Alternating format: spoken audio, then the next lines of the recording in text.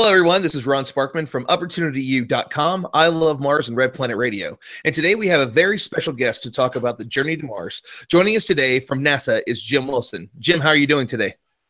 Good. How are you doing? Thanks for having me. We're glad to have you, man. Thank you so very much. We were able to kind of hit up a few different communities of ours to get some questions together to ask you today. So really thank you for taking the time to hop in and do this with us. So Great. we'll start out. There's a lot to cover. So I think really kind of one of the biggest ones is it's interesting how many people that I've spoken to and many of my friends have spoken to that are unaware that NASA really has a firm plan to go to the Red Planet. So can you give us a general breakdown of the journey to Mars and NASA's main reasons for the mission? Sure. I mean, I think, first of all, thanks for giving me the opportunity to come on and tell this story to your audience. I think, more and more people actually are starting to realize it. And I don't know if it's a combination of the various movies that are coming out and the different plans people have, but there's starting to be this kind of conversation about Mars, right? Mm-hmm. Feel like Mars is kind of having a moment right now. So we seem to be on the cusp of more and more people really accepting this as an achievable thing that's going to be happening in the foreseeable future. So as far as our plans, our journey to Mars plans, we generally talk about it in three phases. We have what we're in right now is called the Earth Reliant phase, and that's on the International Space Station. We've been there for 16 years with astronauts, and we're learning a lot up there about how to live and work far away from Earth. Not only the human factors, but also the technology we're going to need to go farther and farther out into the solar system. The next step, which we're right on the cusp of, and it's really exciting, we talk about the proving ground of deep space, and that's going out in the area around the moon. The technical term is cislunar space, and I'm sure your audience is probably familiar with that, but we generally just talk about the deep space frontier around the moon. So we're going to conduct a series of missions starting in a couple of years in 2018 with our first flight of the SLS rocket and Orion spacecraft, where we're going to test out all the things that we're going to need to go to Mars in that area, because then we're going to be days away from Earth, whereas on the space station, we're only hours away. So we're kind of moving farther and farther out, getting more and more independent. And then the final step would be going all the way to Mars and becoming Earth independent. And that's in the early 2030s when we plan to have our first orbital mission. And one thing that's worth pointing out about the independent phase is, we already have a fleet of rovers and orbiters and landers that are there. We've been exploring Mars robotically for decades, so we already have an Earth-independent presence on the robotic front. That's amazing. And we actually have a quick follow-up to that. Reader and viewer Jeff Gagne asks, what would be the planned date to have boots on Mars? When do you think that we'll actually have somebody sit down and say, hey, we are on another planet? Right. I don't know if there's a specific date yet. It's obviously a little ways away. As I said, we're planning to, we have targeted a little bit more firmly on the first orbital mission in the early 2030s. And obviously the landing would follow sometime after that. I've heard some people have said 2040s. I think it'll depend on various factors, how things develop with these other precursors that go along. I know that we're all super excited, and we share everyone's enthusiasm of wanting to get to that point, wanting to see those boots on Mars. So, but we're doing it, as NASA approach, where we go out in steps and we learn a little bit every step along the way. So, one of the cool things that we're doing before we get there is in this proving ground, we're going to actually spend a year out on the frontier of deep space and in a deep space habitat. So that's one of the cool things that maybe people don't know about. So that's coming up, in the more foreseeable future, and then followed by the orbital mission in the early 2030s, and then a landing when we can get to it. Very cool, and we will certainly get to the deep space habitat a little bit later. There's a question coming for that, but as you mentioned it, one of the big things that we have going on, that NASA's had going on, is the year in space. It's one of the most popular pieces of the puzzle so far, especially with the public. Scott Kelly and his fellow crew were even able to grow lettuce for the first time up there, which was kind of exciting. So they've learned a great deal about the human body in space, the effects of microgravity after extended periods of time. Obviously, the name year in space. So how are missions like these teaching NASA to keep astronauts healthy and properly fed for these lengthy missions? Right. That lettuce thing that you mentioned is really cool. It's called the veggie experiment.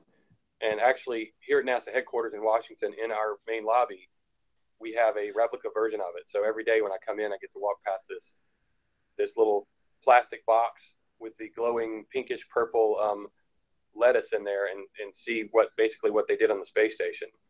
So it's a good question because, a lot of times there's a lot of discussion about the hardware and the rocket science, the propulsion and how much fuel we need and how long it's going to take to get a rocket from A to B, and where we stand with these various rockets and spacecraft. But the human factor is a big part of going to Mars. You're talking about spending 6 to 9 months on a journey, going to a place that isn't really that hospitable for humans. So we've got to figure out the food question and a lot of these other questions that I know people will be interested in too. In addition to the veggie experiment, there's another experiment that's going on. It's a cooperation between NASA and Florida Tech down in Melbourne, Florida. Mm-hmm. And they're doing what they're calling a Martian garden, where they take simulated Martian soil. And of course, we know what this is because we've done all these robotic missions.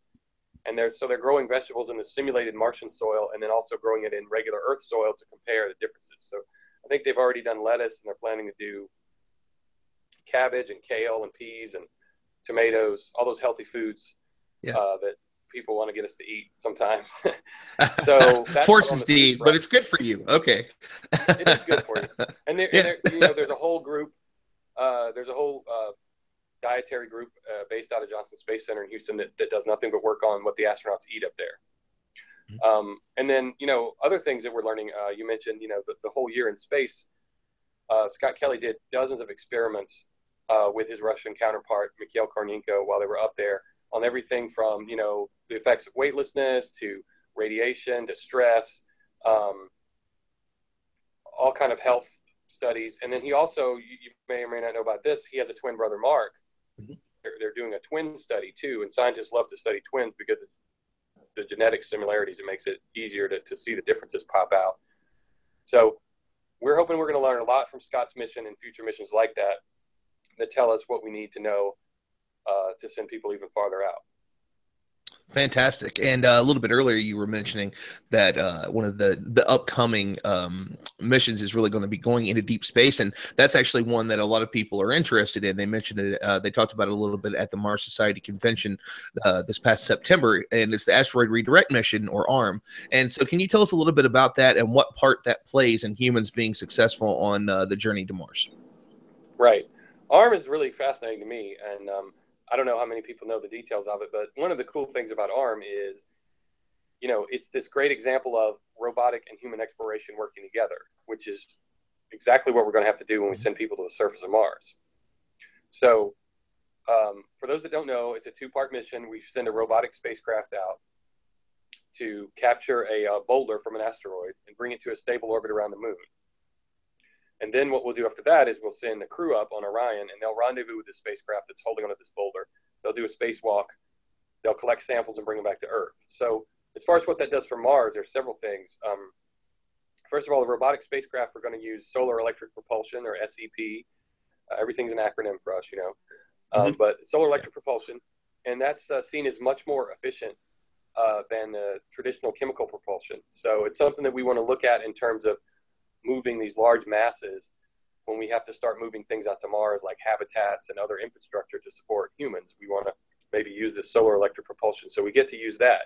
We also get to fly Orion up there and test out docking Orion to this solar electric propulsion vehicle. And of course, the astronauts get to test their spacewalking techniques, their new spacesuits, and all of this, again, in the area around the moon, which is days away, not in low Earth orbit at the space station. So it's,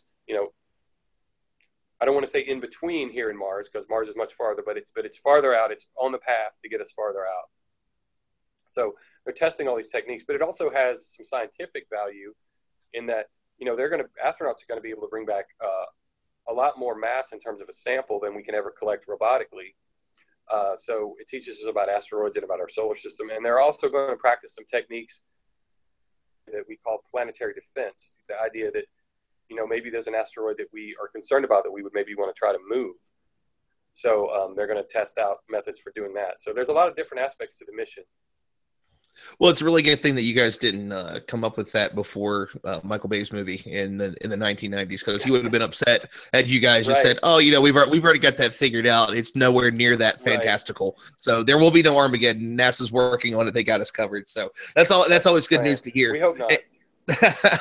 And I think that's certainly one of the most interesting points about it is that we all know that was part of it's the leftovers of solar system creation, or the impacts from the other planets, the other terrestrial planets. So what we can end up finding, I'm sure, is really going to end up being one of those fascinating things, and we're only going to learn more. And it seems like everywhere we look, we end up finding some things that point towards the beginnings of life, which is always great. We're always finding water and and Right. these different things. So I'm sure it'll end up being an incredible mission. So thank you for some more details on that. And the next question that we have is actually from one of our readers on I Love Mars. This is from Joseph Patchen, and he asked if you have Okay. found a specific spot on a specific spot of interest, if I could speak, on the red planet that you would like to land on first. If so, where and why? So there's not a single specific spot that we've identified, but there's actually about 45 spots that we're looking at. And this is a really cool story that, again, I'm not sure a lot of people know about, but last fall and about a year ago, October of 2015, we had a workshop, a science workshop to start looking at Mars human landing sites. Mhm. And we actually had citizen science. We had people come in from all over and give presentations, including there was a 15-year-old student who came in and gave a presentation. So from this conference, they came out of that with 45 sites to look at. So where they're at now is they've taken those sites and they're getting more and more data from the Mars Reconnaissance Orbiter there. It's got a start to say high rise because that's the name of the camera, high rise, but it's a high resolution camera Mhm. called high rise, and it's taking all these photos of these Martian landing sites. So they're going to use all this data to kind of narrow it down. And so, I don't know that they have a firm timeline for when they're going to get to that point, but you'll see over the next few years them have more meetings of this group and then get more information and start to whittle that down. I know one thing that they're looking at is water. You just mentioned water when you were talking about the asteroid. Mars has various manifestations of the water. There's ice below the surface. It's at higher latitudes, and then at lower latitudes, the water might be sort of, as the scientists, up in rocks. So that's one of the things that they're looking at when they look at these different landing sites. That's excellent, and I know that you were mentioning a little bit about some of the contests that or the outreach that NASA has to get citizen scientists involved. And we actually did a Journey to Mars presentation on science, on NOAA's Science on a Sphere this past summer at Space Foundation. And one of the Great. ones that we mentioned was what you spoke of as well was the 3D printed habitat challenge. And it's Right. very rare that people really understand that NASA is always reaching out. It doesn't matter who you are. If you have a great idea, bring it to us. And 3D printing has really become a big thing. So with the advances in that area, is NASA planning to utilize local resources through 3D printing that maybe that'll help reduce ship weight? It'll be able to build habitats like you guys have obviously reached out for. But what are some of the ways that NASA is really looking at utilizing this new technology? Right. Well, I know that we've done a lot of 3D printing already on the space station. For example, experimenting with if you need a new tool, can you just print it? Is it a one-time use thing? I know in addition to the challenge that you mentioned, there's also a challenge out there to do recycling. Let's say that you need a mask. Can you print it, use it, take the material, and reprint something else? I mean, that would incredibly increase efficiency. As you kind of alluded to, every kilogram that you take up is a cost and fuel getting that to orbit.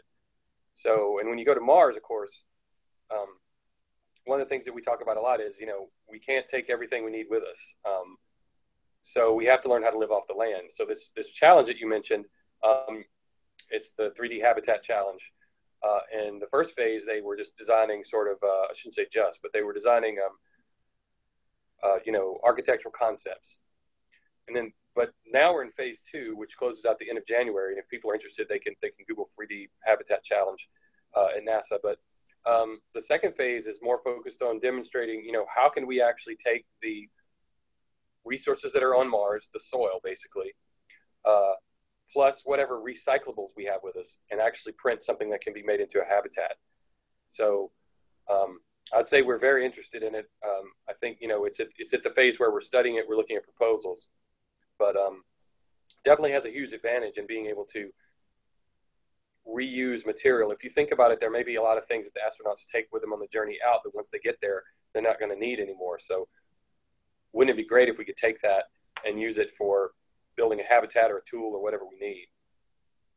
And yeah, we really kind of talk about weight. A lot of people don't really truly understand how much it costs per ounce to send things to space. So 3D printing is really kind of a big thing.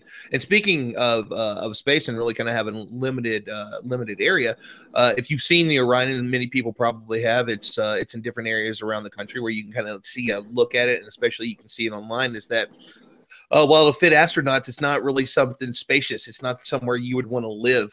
So it probably wouldn't be very comfortable for a 6 to 9 month trip there and a 6 to 9 month Right. trip back. So could you tell us a little bit about some of the in-space habitats that you mentioned a little bit earlier? I know that there's some things that are going out to different companies and saying, hey, bring us some ideas. So is there any updates that you have on these deep space habitats?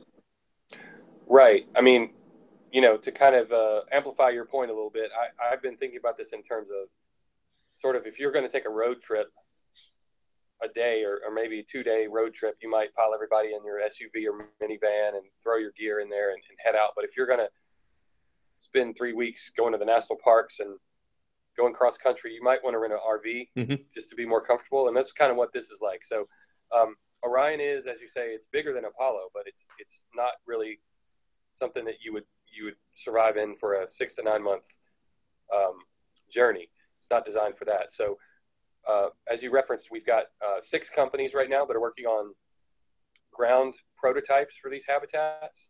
So within the next 2 years, they're going to have concept studies and different things to look at. And what will eventually happen is, at some point down the road, as I alluded to earlier, we will actually build and fly one of these habitats in probably we might go low Earth orbit first, and then we'd definitely fly it in deep space around the moon, and test that out and have a crew live in it for a year out there, days away from Earth. They're going to have a habitat that supports them on that journey. Because when they're on the journey to Mars, unlike on the space station now, or even theoretically at the moon, it's not going to be easy to get supplies to them. They're going to be going farther and farther. So we're not going to be sending cargo resupply to them. So it has to be somewhere that can support them. They can be healthy, comfortable, safe for that whole journey.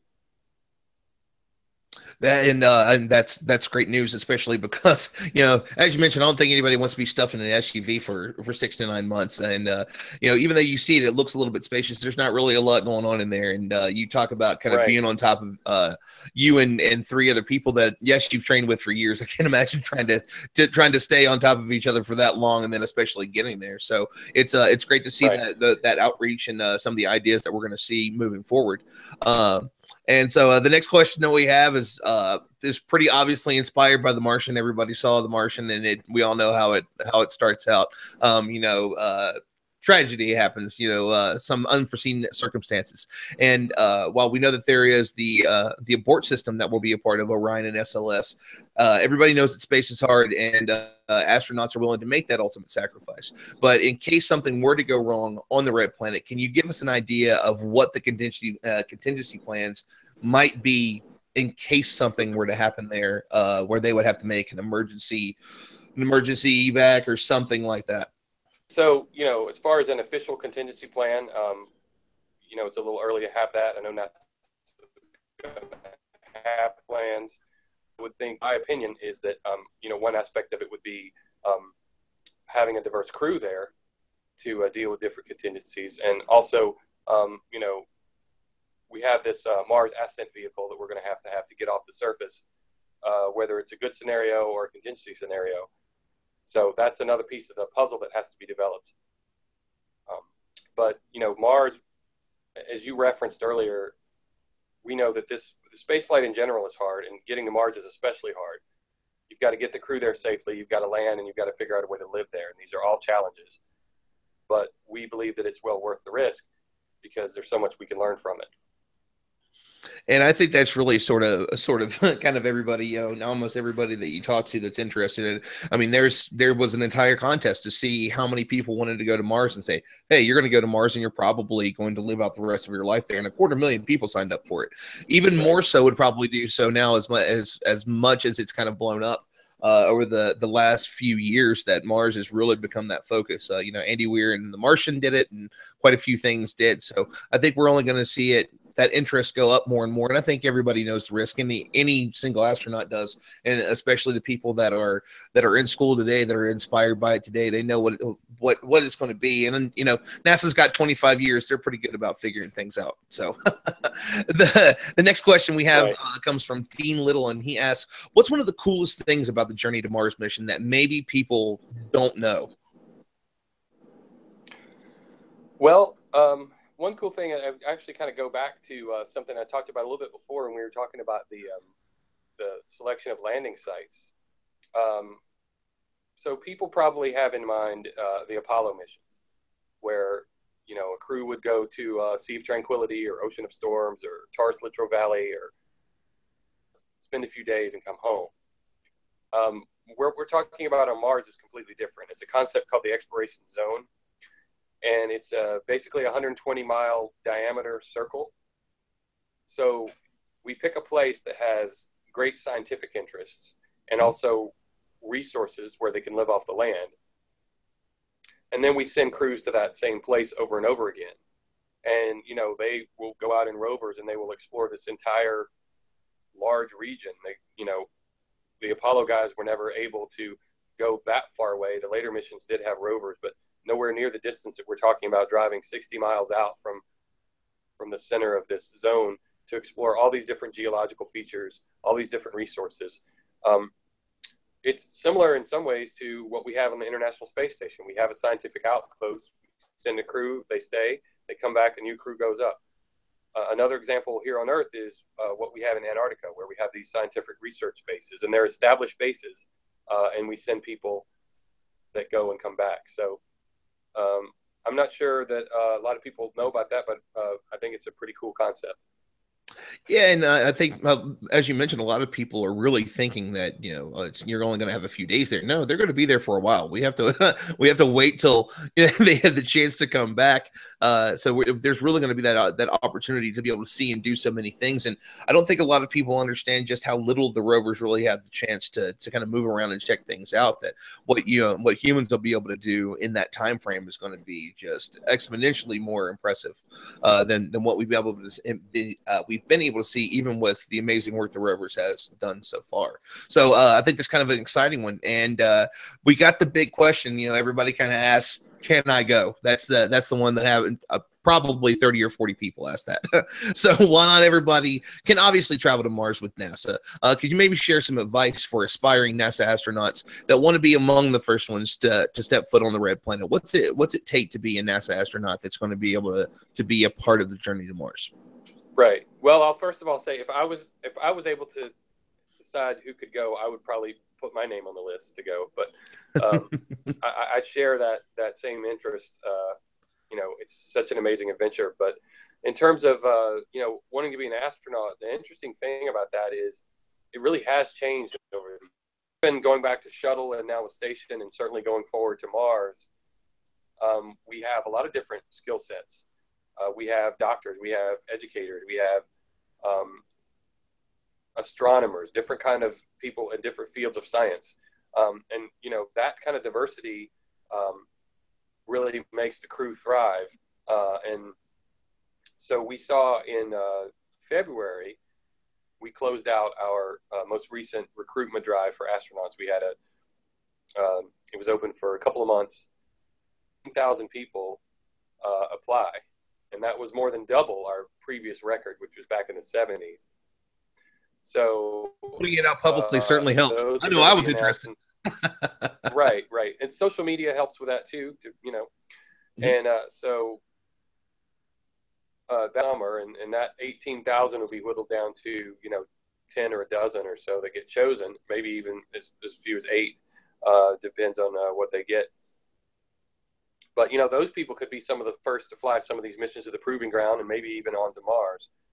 So I would just say, the general people give is, work hard at what you're passionate at, and if you really believe in this journey and this adventure, uh, keep pursuing it. And I've heard our deputy administrator say recently, you know, we don't want people to think we're just looking for people that are great at physics and calculus. That's part of it. But we need all kinds of people. We recently did this series. I don't know if you've seen it. It's the Mars Wanted posters. It's a kind of a recruitment campaign about wanting farmers for Mars. It's inspired. I think, hey, I can do this. Actually, yeah. So really, the last question I have, and I know it's a bit of a curveball, but I think it's something easy because it's going to be a personal thing. What inspired you to want to go and work with NASA? You seem extremely thrilled just to talk about it and be a part of it, and you've been incredibly helpful in trying to work out this interview. So, what inspires you to to fall in love with space and then pursue a job at NASA? Well, that's actually a fun one for me to answer. So my dad, I grew up in Georgia. And my dad was a science teacher, and he was really, really into the Apollo missions and the space program. And of course, I was too young for most of that. I think the last mission was when I was 1 year old. But I can remember from a very early age him teaching me everything he could about those missions. I remember doing a science fair project once where we took these like paper towel tubes and paper mache them and made like Saturn V with different stages and all this kind of stuff. So I had that interest all along, and then I maintained it as something I was passionate about. I went more into the communications field, not an engineering background or a scientific background. But about 13 years ago, through a friend and former coworker, to join NASA, and it really was a dream job, and just plan to spend the rest of my career here if they'll have me. So. And really thank you. You can tell obviously your enthusiasm, and I think it's still kind of fascinating. No matter how many interviews I do with people and the people that I talk to, at the Space Foundation or Space Symposium or these other big events throughout the country, is that almost everybody was still inspired by Apollo some way. It's been so long. We just celebrated the anniversary, and here we are, decades later, a few generations later, and people are still being inspired by the fact that we put people on the moon. And it's not just here, it was the world went to the moon. And I think that's going to be one of the big things for the journey to Mars. It's going to connect us all again. Whenever we put humans on another planet and say we're going to be here for a while, we're going to set up an outpost, and eventually this is going to be another home for us in the a little bit distant future, but not that far off. So the journey to Mars is really it's inspiring everybody, and it looks like there's some things that have been put into place with the current administration to make sure that this continues with the next administration.